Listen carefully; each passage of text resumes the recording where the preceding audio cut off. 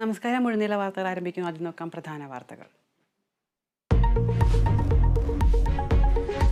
ഗവർണർക്കെതിരെ പ്രതിഷേധം കടുപ്പിച്ച SFI ഗവർണറുടെ കോലം കത്തിച്ചു.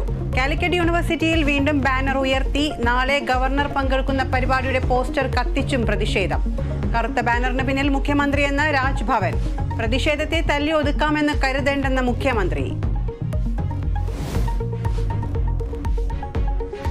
വണ്ടിപ്പെരിയാറിലെ പോലീസ് വീഴ്ചയ്ക്കെതിരെ വ്യാപക പ്രതിഷേധം. മഹിളാ കോൺഗ്രസ് പോലീസ് ആസ്ഥാനത്തേക്ക് നടത്തിയ മാർച്ചിൽ സംഘർഷം. പോലീസ് ജലപീരങ്കി പ്രയോഗിച്ചു. വണ്ടിപ്പെരിയാർ പോലീസ് സ്റ്റേഷനിലേക്കുള്ള യുവമോർച്ച മാർച്ചിലും സംഘർഷം. CBI അന്വേഷണം ആവശ്യപ്പെട്ട് ഹൈക്കോടതിയെ സമീപിക്കുമെന്ന് K. സുധാകരൻ.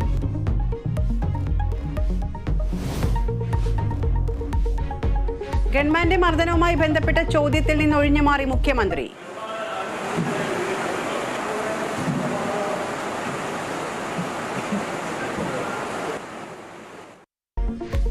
പ്രവർത്തകരെ ഇനിയും മർദ്ദിച്ചാൽ ഗുരുതര പ്രത്യാഘാതമെന്ന് K. സുധാകരൻ. റാന്നിയിൽ യൂത്ത് കോൺഗ്രസ് DYFI സംഘർഷം. സംസ്ഥാനത്ത് പലയിടത്തും ശക്തമായ മഴ. 3 ജില്ലകളിൽ ഓറഞ്ച് അലർട്ട്. 4 yellow alert. മഴ കനക്കുമെന്ന് കേന്ദ്ര കാലാവസ്ഥാ വകുപ്പ്.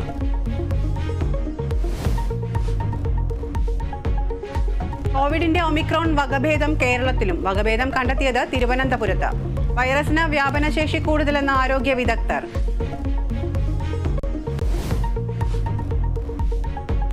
പാർലമെന്റിലെ സുരക്ഷാ വീഴ്ച അതീവ ഗുരുതരമെന്ന് പ്രധാനമന്ത്രി. ആഴത്തിലുള്ള അന്വേഷണം ആവശ്യമെന്നും നരേന്ദ്രമോദി. പാർലമെന്റിലേക്ക് പാസ് നൽകിയ BJP MPയെ ചോദ്യം ചെയ്യും. നശിപ്പിച്ച ഫോണുകളുടെ അവശിഷ്ടം പോലീസ് കണ്ടെത്തി.